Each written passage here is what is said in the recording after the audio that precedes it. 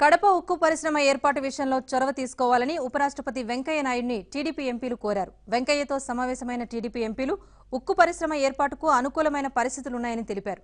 అవసరమైన మౌలిక వస్తువులు ఉన్నాయని వివరించారు. ఉక్కు పరిశ్రమ కోసం పోరాటం కొనసాగిస్తామని ఎంపీ సీఎం రమేష్ చెప్పారు. ఉపరాష్ట్రపతిని కలుస్తున్న సంగతికి వైసీపీ నేతలకు చెప్పినా ఎవరూ రాలేదని విమర్శించారు. ఏదైతే కడప నుంచి జాయింట్ యాక్షన్ కమిటీ వచ్చారో అలాగే మా ఎంపీలందరూ కూడా ఇటు లోక్సభ కానీ రాజ్యసభ కానీ నిన్న ఏదైతే రాష్ట్రపతి గారిని కలిసి అలాగే ఉక్కు శాఖ మంత్రి వారిని కలిసి రిప్రజెంటేషన్ ఇచ్చామో ఈరోజు జిల్లా నుంచి వచ్చిన నాయకులు జేఏసీ మెంబర్స్ అందరం కూడా భారత ఉపరాష్ట్రపతి గారిని కలిసి రిప్రజెంటేషన్ ఇవ్వడం జరిగింది. ఆయనకు అన్ని విషయాలు తెలుసు.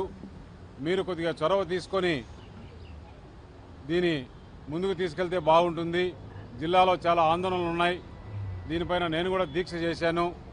ముఖ్యమంత్రి గారు వచ్చి 2-3 ఆప్షన్లు ఇచ్చారు. దీనిపైన ప్రభుత్వం ఏదో ఒక నిర్ణయం తీసుకోవాలి. మొన్న జరిగిన లోక్సభలో చర్చలో కానీ రాజ్యసభ చర్చలో కానీ